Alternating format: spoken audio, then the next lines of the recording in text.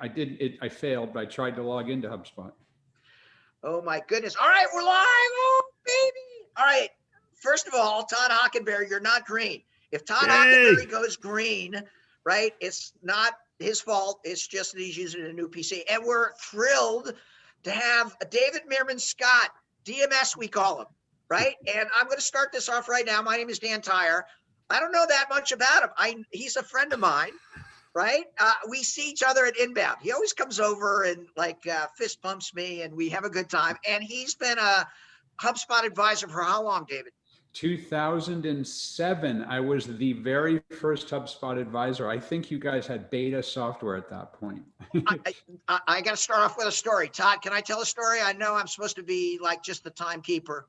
Okay, in 2007, I joined HubSpot as the first salesperson, employee number 6 in 2007. Mike Volpe, remember Mike Volpe, right? He's the CEO of Lola now in Boston. He was our vice president of marketing at the time.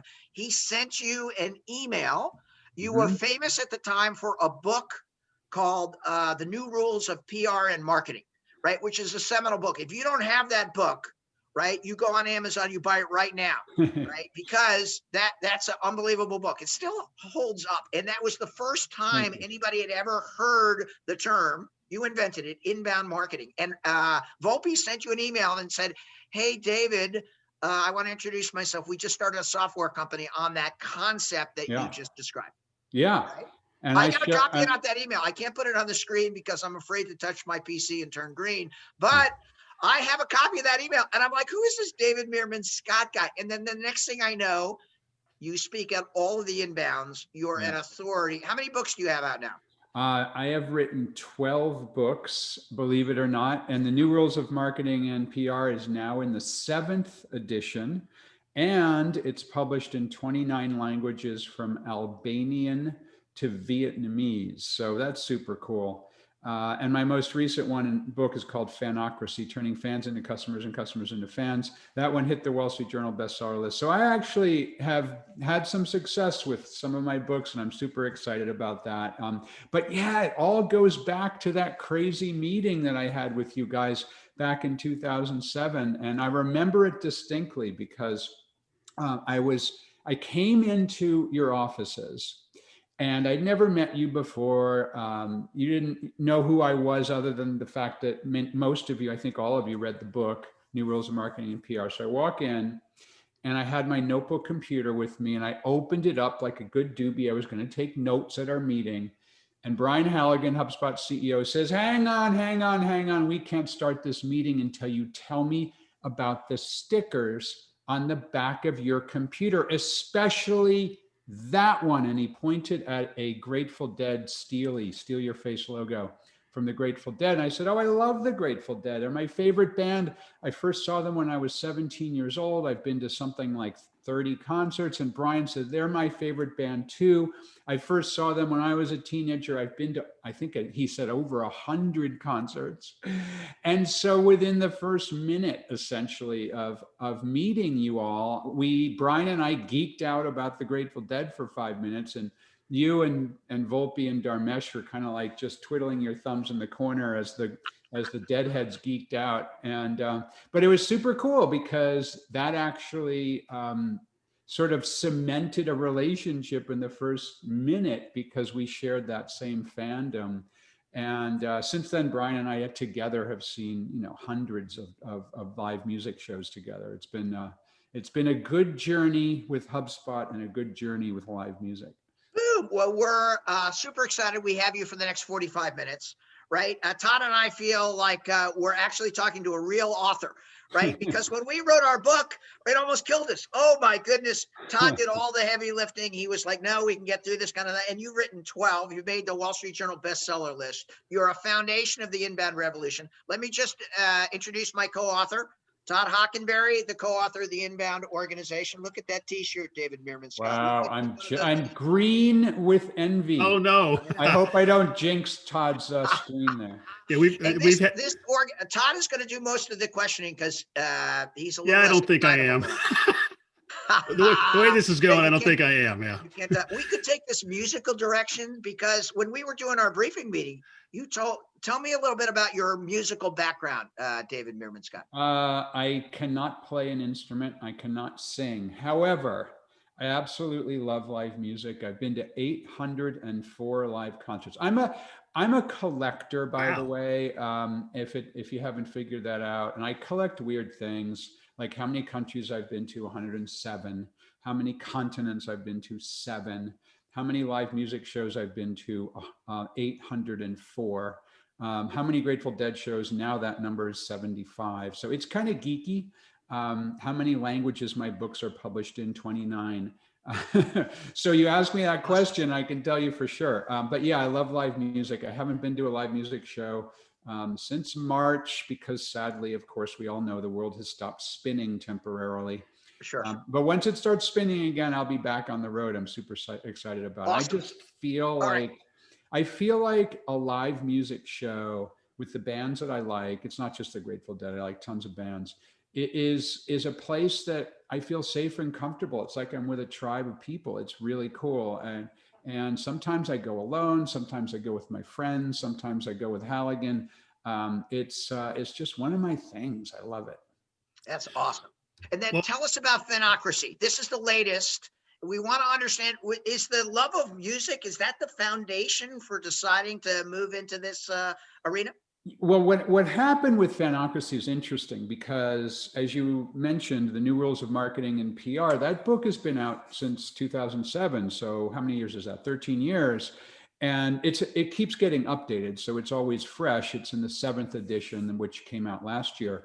But as I was thinking about the New Rules of Marketing and PR, I was thinking, wow, I really identified the new way of doing marketing. And 400,000 people have read that book in the English language. It's doing really well.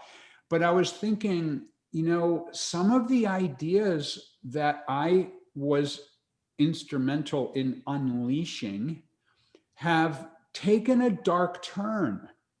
Like, for example, social networks like Facebook, for example, have taken a dark turn in that Facebook is all about profit now. It's not all about getting you connected with your friends. It's not about helping businesses to reach people. It's about their profit, and it's ugly, and we can go down that rat hole later. But as I was thinking about this, I was thinking about, okay, from a marketing perspective, if the social networks are becoming more destructive for humanity, what does that mean for marketers? And so I really hit on this idea of fandom because, as I mentioned earlier, huge Grateful Dead fan, huge live music fan. And I was talking to my daughter, Reiko. She's now 27 years old, but this was about 5-6 years ago. And I said to her, what is it with me and the Grateful Dead, 75 shows and live music? I'm such a geek. And she says, I know, I'm such a geek about Harry Potter. I've read every book multiple times, seen every movie multiple times. She even wrote an 85,000 word, talk about being an author, 85,000 word alternative ending to the Harry Potter series, published it as a novel on a fan fiction site for free. And it's been downloaded thousands of times. And Draco Malfoy is a spy for the Order of the Phoenix in her book, which is super cool if you're a Harry Potter fan. Sounds like pretty cool. And so we just looked at this idea that we're such passionate fans about the things that we love. We decided to dig in together to write a book, which eventually became Fanocracy, turning fans into customers and customers into fans. I have a copy right here. Boom. And yes. And so the idea with Fanocracy is, how can we understand deeply how and why people become a fan of something? And actually is rooted in neuroscience, which is fascinating. And then armed with that understanding of how and why people become a fan of something, how can businesses grow fans such that that becomes an important aspect of the way they do their marketing? And it was super cool to write with her because, of course, she's my daughter, so that was cool. But obviously, she's a different generation. She's a millennial woman. My wife's Japanese, so she's mixed race. She does not love the Grateful Dead, so we have that also as being a contrast. And she's a scientist. She did an undergraduate degree in neuroscience at Columbia University, just completed her medical school training, and is now an emergency doctor as a resident at Boston Medical Center. She's actually working with COVID patients. So she comes at this idea of fandom from an utterly different perspective than where I come at fandom, and putting it together as a co-author team was super awesome. I bet. And I think that's what everybody wants, right? I want fans. Todd, do you want fans? I like fans. Yeah. And so it's kind of the holy grail. Now, when Todd and I wrote Inbound Organization, we wrote it for entrepreneurs and business people. Yep. Who's the target audience for Fanocracy? That as well, entrepreneurs, business people, but it's very, very broad. It's big businesses, Microsoft, for example. It's medium-sized businesses like HubSpot, for example. It's doctors and lawyers and dentists and nonprofits and government agencies and authors and musicians. And it's basically anybody who wants to grow fans. B2B, so that's B2C. Everybody. Yeah. In other words, everybody should pick up this book because it's personal branding in 2021, right? Everybody wants to build their tribe and understand how they can provide the most value to the most people. At HubSpot, we call that the flywheel. Yeah. And right, the key for building your fans is then you want your fans to get you more fans. Yes. Right. Yes. And also this is something, and HubSpot is an example in the book, because HubSpot has just done a fabulous job at building fans. I mean, you have, I think the number is nearly 100,000 customers all over the world, millions of subscribers to your content, hundreds of thousands of people who've taken courses at HubSpot Academy. I mean, it's just a huge infrastructure to grow fans.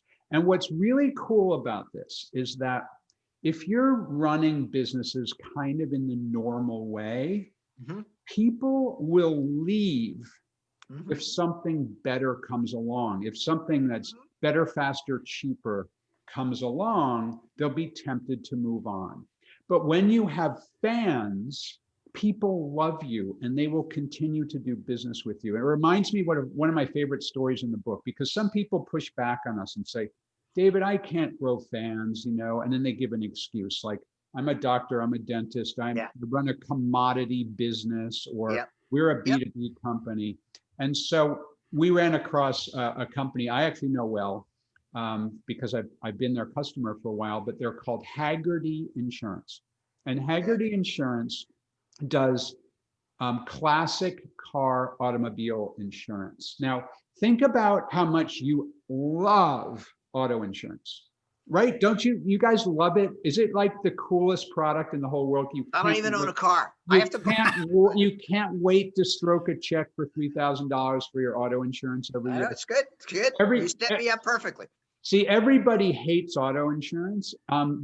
Furthermore, you don't want to ever use the product because it means you crashed your car. So it's an awful category.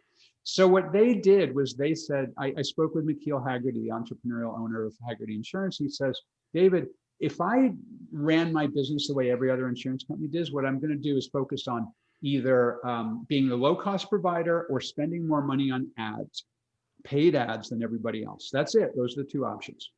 I decided to do the third thing, and we decided to build fans. So they go to hundreds of classic car auto shows per year. They pulled back when the world stopped spinning in 2020, but they'll be back in action again in 2021. So they go to these auto shows and they educate people and they interact as fellow fans of classic cars. They have a YouTube channel with over 1 million subscribers. I think that's super cool that they're an auto insurance company, a category everyone hates, and they have over 1 million subscribers. They have a drivers club with 650,000 members where people can interact with other members who own the same kind of classic car. And they realized that they had one of the biggest databases of valuations of classic cars ever put together. So they decided to make that database freely available so you can see how much your classic car is worth. All of these and other things put together made a huge fan base for them. And I've been a Hagerty customer of a 1973 Land Rover, and I've been a Hagerty customer since for the last more than 15 years. And if somebody came along and said, David, we've got a better classic car insurance product at a cheaper price, sign here, I'd say, no, I'm a Hagerty guy. I'm a fan. A Hagerty guy. I'm a Oh my Hagerty goodness. guy. All right, get that hashtag there, Todd, HagertyGuy.com. I love it. There's a very scientific basis in this, David, and that is in 2014, the statistics said the average company had 6 competitors. 2019, how many competitors do you think the average company had? Oh my gosh, I have no idea. What is the number? It's 44 in 2019. Today, I bet you it's upwards of 100, right? Wow. Because in the old days, when you started a company, right, it was a big thing. No one started a company. In like my second company I started, right? Everybody's like, you're starting a company? Oh my goodness, that's pretty cool. Now everybody starts a company. Everybody has a side hustle. They got 5 different things. And so there's tons of competition. Now, what I just heard you say is that if you have a community, right? Fanocracy is really built on the community, but it's taking it to the next step, right? It's finding a difference, right? So that people align with your kind of brand definition. And then they become, with the HubSpot flywheel, is they become ways that you're going to generate more business. Because you just gave 3 examples, right? Number 1, the shows, the car shows that people go to. Number 2, the data where you can align with other people driving Land Rovers like you. And number 3, right, the benefit of being associated with that kind of company. Absolutely, absolutely, absolutely, and it works fabulously well. And McKeel Hagerty says we are crushing it. We are double-digit growth every single year.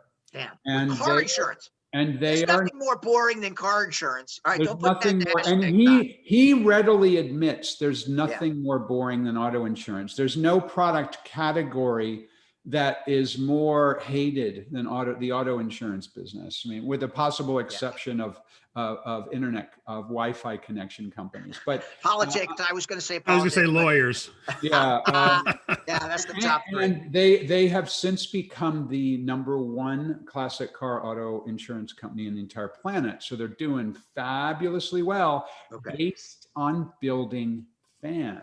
Okay, it's different now. And let me just make one point, because Todd, when we wrote the book, he's like, Dan, I think it's going to be a little bit of time before people embrace inbound. Right. And of course, on Fanocracy.com, you can go there. Of course, David gives away the first chapter of the book for free right there. Of course, he's got top of the funnel offers, because he's an inbound expert, of ways that you can have your virtual event be better. Of course, he's got lots of videos and information so that he is walking the walk and talking the talk. And of course, the site is built on HubSpot. Ooh, so's DanTire.com. Oh, baby. I know. The HubSpot CMS, if I can give a shameless plug. Todd, is it okay if I give a shameless plug? Sure. Easy to use, right? Understand, boom, ready to go, right? But what we saw, Todd said this when we wrote the book. He goes, Dan, I don't think it's going to be a bestseller immediately. And because I'm Dan Tire, I'm going like, no, we're going to come out of the dates quick. And he's like, I think #1 on the New York Times bestseller. Yeah, of course, I'm Dan Tire. Of course, that's what I thought. And Todd's like, no, it's going to be a little. But then we hit 2020, and inbound became more important. Right? The people who had been dilly-dallying around, like, what's this inbound kind of thing, especially in industrial and manufacturing. Right.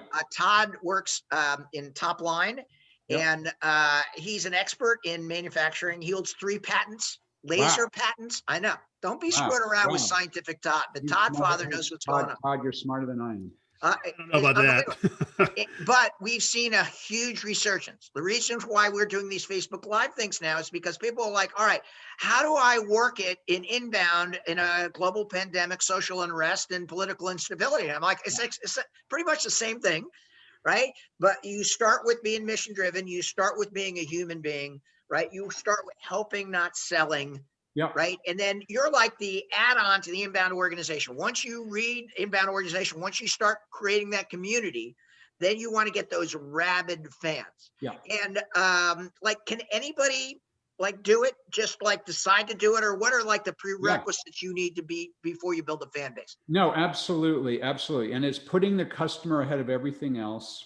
And it's understanding this idea of building a tribe. And I just want to make one observation about something that HubSpot did. And I know that we had discussions about this way back in 2007, was HubSpot decided at the very beginning, Brian Darmesh and you and others, that inbound marketing was not going to be proprietary.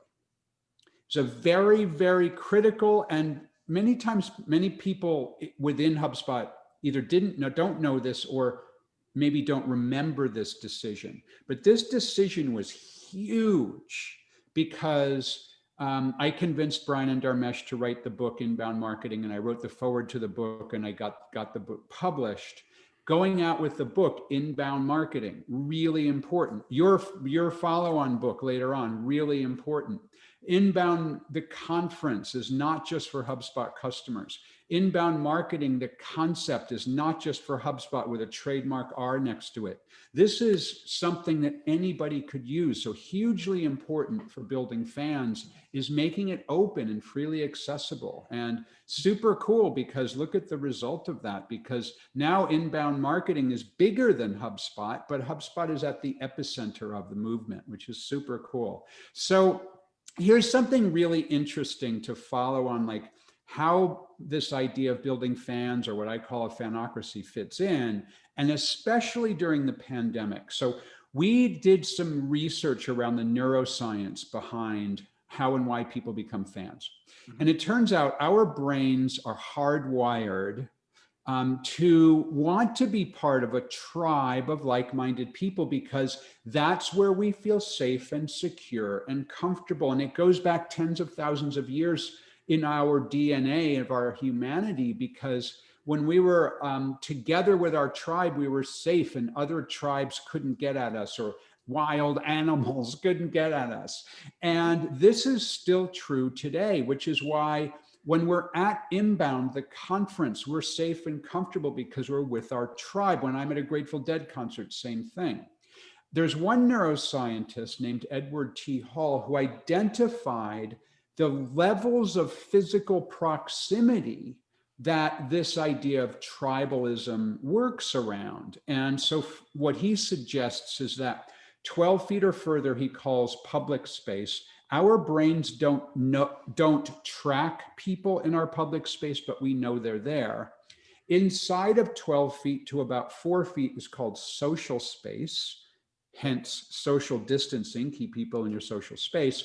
And our brains track people as they get into our social space. Inside of 4 feet, personal space. Now, we don't want to do that during the pandemic, but under normal circumstances, about 4 feet away is where the most powerful human connections happen. That's about cocktail party distance. And it's across all cultures that this is true, all over the world, that when you're about 4 feet from somebody, if you trust them, if they're part of your tribe, you feel safe and secure and comfortable. And that's where very powerful human connections happen. So imagine a cocktail party at Inbound.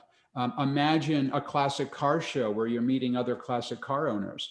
And then if you don't know those people, a crowded subway car, a crowded elevator, you feel vulnerable. It's a natural reaction. So David, we're in a pandemic. What the hell are you talking about? We can't meet people in person. Well, there's another form of neuroscience that explains how during a pandemic, we can do something like we're doing right now to build fans. And that concept is called mirror neurons, which are the part of our brains that fire when you see somebody doing something and your brain fires as if you're doing it yourself.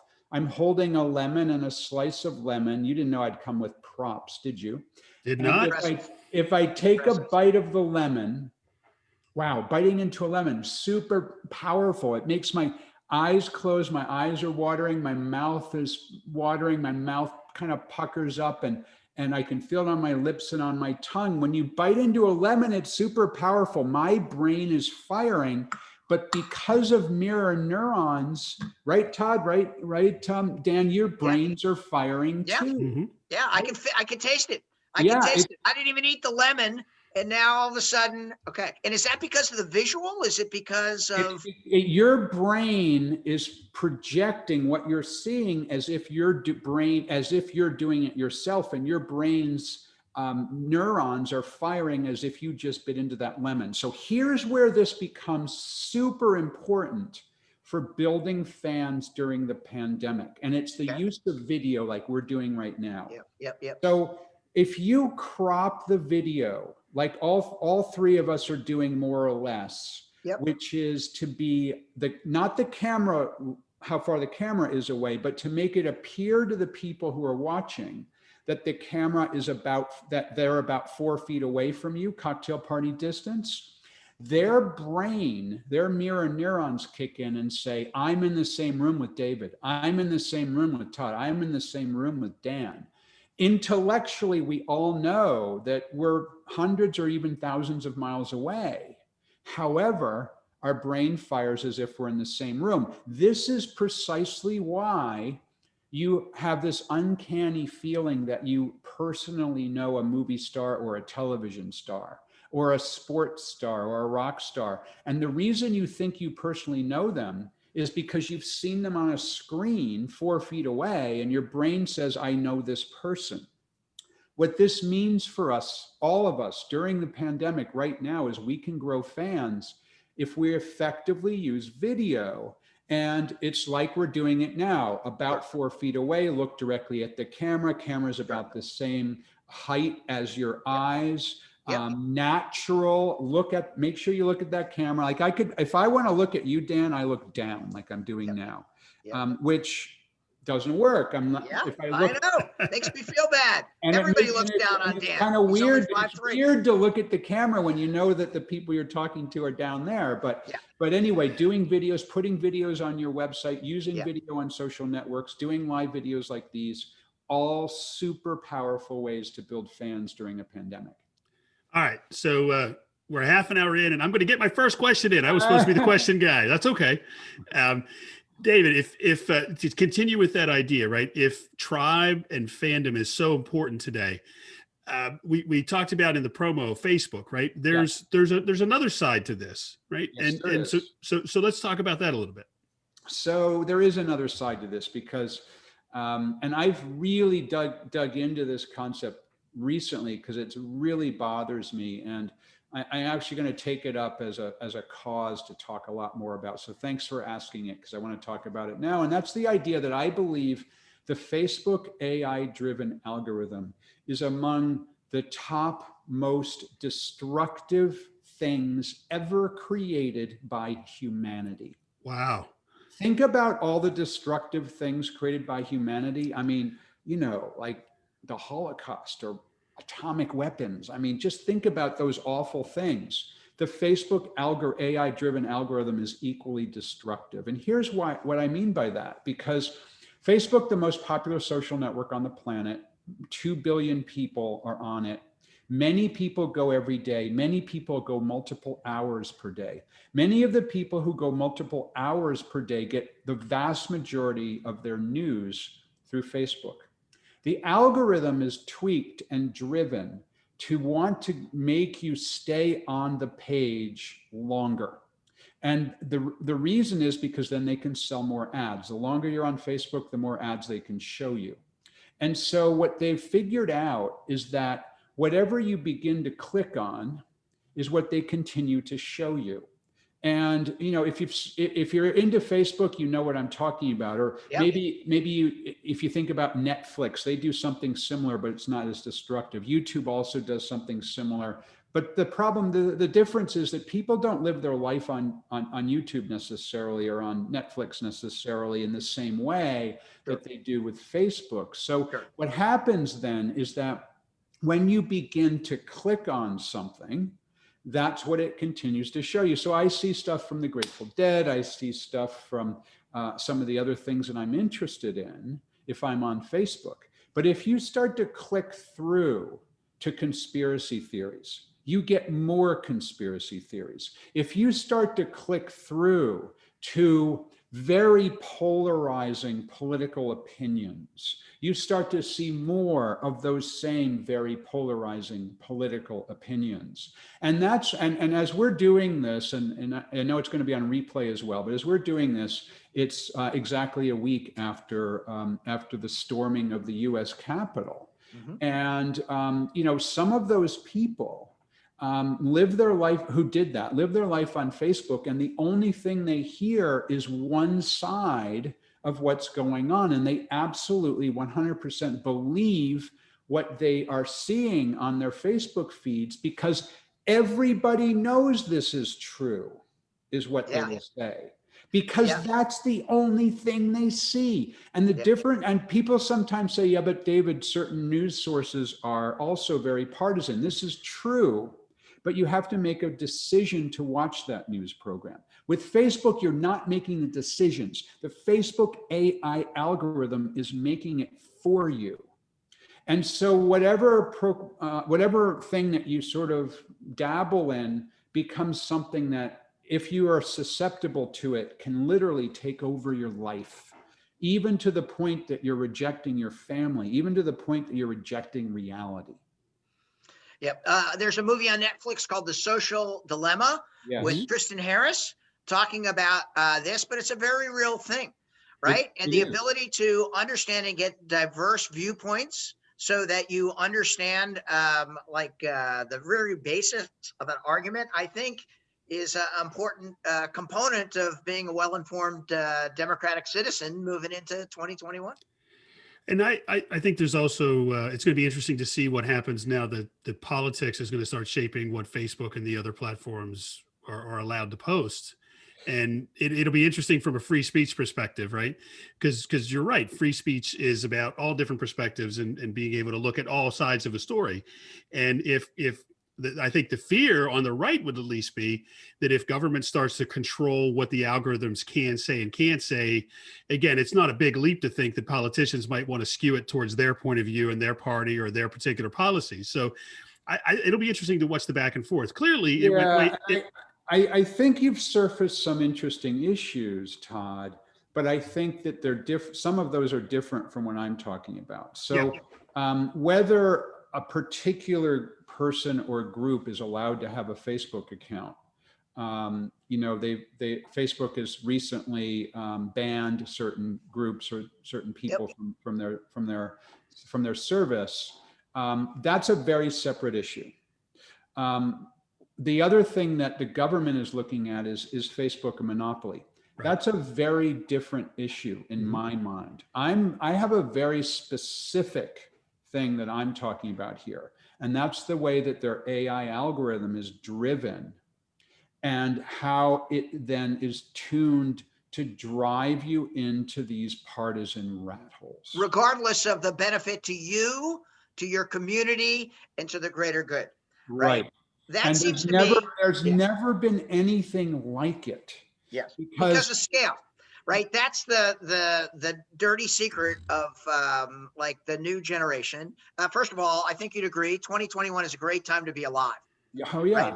We have self-driving cars. We have I was just reading at CES, John Deere announced a tractor that drives itself. Right. That in itself is not that big a deal because they've had that for 10 years. But now you put on an Oculus headset and you can see the seeds going in like a foot under the dirt, and you can see if the seeds are perfectly planted, right, to maximize the yield. And they're like, first of all, you don't have to drive the tractor anymore; it drives itself. Second of all, you can say, "No, I want to get this yield up." The seed has to go in an inch below, and in every aspect of our lives, right, we are faced with the use of technology that it will either make things better or take us to the other side. So I think all technologists and concerned citizens need to understand the implication of how this works, right? As socially responsible business people, we need to understand the implications, and we need to understand how our businesses are going to deal with that moving forward. I think that's absolutely right. And then we need to understand that we as advertisers, because many people who are doing marketing, and inbound marketing, of course, is very different than advertising. But they both fall under the broad marketing rubric. If you're doing inbound marketing really well, you don't need to pay for advertising. However, many people who are listening to this may be paying for advertising. And I would caution people that every time you cut a check to Facebook, you're feeding that AI algorithm. And I believe it is among the most destructive things ever invented by humans. It's terrible for the world. And I think we all have a responsibility, as you say, Dan, to understand it. But then if we're in a position, we also have an obligation to say, what are we doing to feed this? Are we paying those guys? And if so, should we rethink it? Yeah. Are we supporting politicians who don't understand what's actually going on with the algorithm, and they're too naive and they just talk about something like monopoly or something like free speech? It's not about free speech. You can say all you want on Facebook. I'm fine with that. I'm not fine with Facebook showing people only the things that they click on to the point that they believe that's the only thing going on in the world. But it's interesting, David, there's certainly negatives here, right? And you can certainly feed a lot of negative things, but let's use your example of the car insurance company, right? I'll bet they have a Facebook group, and I'll bet you there's very active. They're sharing lots of information. And again, that's going to pop up. You click a classic car thing, you might be directed to that, right? There's a positive side to that where again, you build fans, right? How do you decide which side you should be on? As a marketer, I'm kind of like you. I part of me wants to just like avoid Facebook and run away, and the other part of me says, well, on the positive, my clients have some good things to say. They want to build these communities, and this is a good place to do it. So I want to use the tool for that. I think it's a great question, because I myself, I'm still on Facebook. I do not watch the newsfeed. And I very, very rarely use it for anything other than a couple of Facebook groups that I belong to, and that's because that's the platform they've chosen for the groups. And so I do use it for that purpose. So what I would say is that people that are way smarter than me would have the answer to how do you tune an AI algorithm to provide things that people might be interested in a light touch way, and not in a way that's so heavy-handed that people who go down a conspiracy theory rat hole, all they're seeing is things about that same conspiracy theory. And that's unfortunately the way it's been tuned. Well, you're solving for balance rather than for economic advantage, right? That makes perfect sense to me. And somebody who understands the level of this argument and how the technology actually works, like you make a few less $1 billion, right? But you create information stream that keeps your citizens better informed. Maybe that's a way to look at it. Yeah, maybe that's a way to look at it. And I don't have those answers. I don't know what the correct solution is. I do know that it's a massive problem. I do know that Facebook understands that it's a problem, and it's in Facebook's best interest financially to duck this as their real problem and instead focus on the things that people are talking about. Oh, Facebook is practicing the suppression of free speech. That's the discussion that they want us to have, because that takes our eye off the ball. It's the problem. Yeah, it seems to me that the real issue isn't the platform, right? Any AI-driven platform is going to, if they can use the tools unfettered without any limits or guardrails, they're going to use them. The issue really is that we need to understand that we're the product, we're not the customer. Yeah. And that our data is what they want. So yes. I think it's going to be about consumers having control over their data. And like you said, I can decide whether I want this algorithm to go full out and really like analyze all my data, or am I only going to get a little bit, or I'm not going to share any of my data. When we can control our data, then we can control the algorithm, and no matter how powerful that algorithm is. I think that's true of people like you and me. But just imagine an average person who they don't even know what the word algorithm means.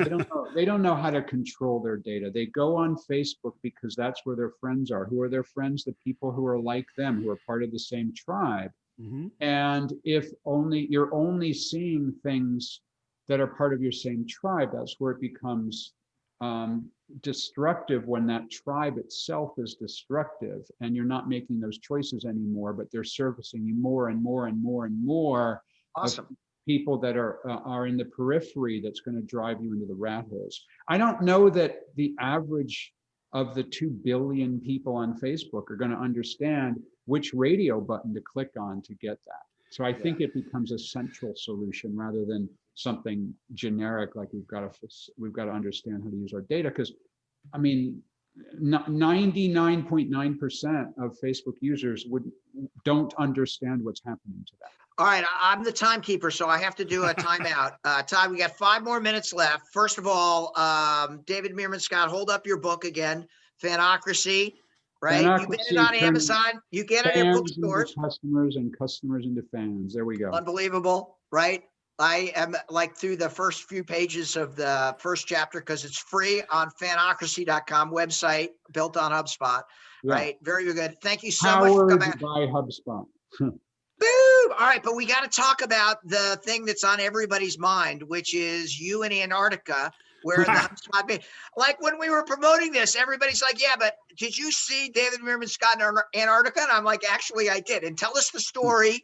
This was 2013 or 2014. I know you've told it in front of 5,000 people, but everybody on the Facebook I'm a super geek about collecting and being a completist, and I had been to 6 out of the 7 continents, and I said to my lovely wife, I would love to go to Antarctica. Hold on a second. Which one haven't you been to? I'd been to all but Antarctica. And this was prior to going to Antarctica. Got it. Okay, now I get it. Okay, yeah. Out of this, so in other words, back in 2013, I had been to 6 of 7 continents. I want to go to the 7th continent. Said to my wife, let's go there. And I did some research to figure out how I could get my butt down there with her. She wanted to go too. And I found this great company called Quark Expeditions. They're an expedition outfitter. And I said, you know what? I want to do a couple of other things. Number one, of course, I want to go, but I want to deliver a speech in Antarctica. I want to be one of the few people on the whole planet who has delivered presentation speeches on all 7 continents. They go, we could do that. We'll have an event on the expedition ship in our little 100-person theater, and you can do a presentation while we're right off the coast of Antarctica. I said, cool, done. So I did that. And then I said, I want to jump in the water with my HubSpot beanie on. And so I thought, I want to bring HubSpot to Antarctica with me. And I want to log into HubSpot while I'm in Antarctica, which I failed at because the connection was not robust. Wi-Fi sucks in Antarctica. Everybody knows. It was terrible. I couldn't get any email for the whole time I was there. Just fine once I figured out I wasn't going to get it. But I wore my HubSpot beanie and I jumped into the water. And I decided I wanted to go for a swim. So I started to swim, and it was super cold. I wanted to touch an iceberg, but it was too cold. And besides, they had a rope around my waist in case I drowned. They could run me back in. But I'm never doing that. Todd, if that's what it takes to have a best-selling book, then I'm not going to do it. All right. You got to go into Antarctica and jump in with a rope around your belly. So David, in our comments, somebody's asking you to show the photo. Is that on the wall? You got one of those on the wall back there? I don't. I have it electronically. It would take me a couple minutes. All right, we'll share it in the comments when we're done here. We have to share. That is awesome, right? I remember you showed it to 5,000 people. I'm like, okay, new level of respect. I will send it to you, and if you can, we'll put it on the Facebook page. And if you look very carefully, you will see on the beanie the HubSpot logo. Nice. I have to tell you, when you see the photo, you'll know what I'm talking about. When I show it, the idea of that logo perfectly aligned to the camera, based on the position of my body jumping into the water, is just exquisite, and it wasn't planned. I just It managed. can't be. You can only do one take when you're jumping in the Exactly. water. Only one take, and I'm very, very proud of myself having been able to. All right, David Meerman Scott, if there's ever anything Todd or I can do, we are at your service. You are a mighty man for 13 years, right? You're a Thank you great so much. foundation, a thought leader. You create great books. You're a dynamic speaker, right? You have lots of energy. You bridge the generational divide. You are a kind and thoughtful person, and we appreciate you Oh spending. my gosh, that's so nice of you to say all of those great things. I have a question for the two of you before you go. Is there another book in your future? Oh, We've talked about it. There's so many updates. There's so many updates. We'll have to see. We're like, we'll figure out. But like the flywheel and the next version of Inbound, very, very important. We're still having lots of fun with this. David, I'm in. I think it about killed him, but I'm in. And our wives may say no, but all right, my social media is blowing up, right? That's exact. Everybody stuck around for 40 minutes talking to us about all of it. I wanted to see if I could make some breaking news while we're here. No. Everybody wants you to do it again. They're like, can David do it? I missed it the first time. Can he jump into the ocean with a rope around his belly? And again, I don't know. That's a big ask. And David, that you know, publishing a book, right, requires two to tango. You need a publisher and a writer, right? So you do. There you go. But I'll tell you what, the second one is easier than the first. I'll bet. I know it is. I think we wrote 2 books to get one the first time. There you go. Awesome. So, all right, David, real quick, David, what's next, David? What's next for you? Anything we need to be looking out for? That's a great question. Thank you for asking the question. I'm, a very big answer to a very simple question. I turned 60 in this year. No way. And I look at my life. I've been reflecting a lot on this milestone, and I look at the first third of my life as the years that I was learning. I was learning in formal school, learning at college, early jobs, learning on the job. I look at the second third, the middle third of my life, as my acquisition phase. I acquired a family, a wife and a daughter. I acquired financial resources and experiences. And I'm really looking at the final third of my life as a time to give back to humanity, to give back to the universe, to give back to the nonprofits that I support, the boards that I sit on, to give back to people who have been kind to me. I'm going to cry. I'm going to cry. That's unbelievable. My mission statement is to do the most good for the universe. That's why I like you so much. I'm a fan, first of all. Number 2, it's a common mission, right? And I think that's right? There's so many ways that everybody can help. Anybody. If you're 14 years old, you can smile at somebody, you can help somebody walk across the street, all the way up to when you're a successful author and gone all over the world speaking. There's so many ways to help. And that's just such a nice way to end the Facebook Live program and explain who you are. Thank you so much, Dan. It sounds like you're going to give something back to Facebook, if I heard you correctly.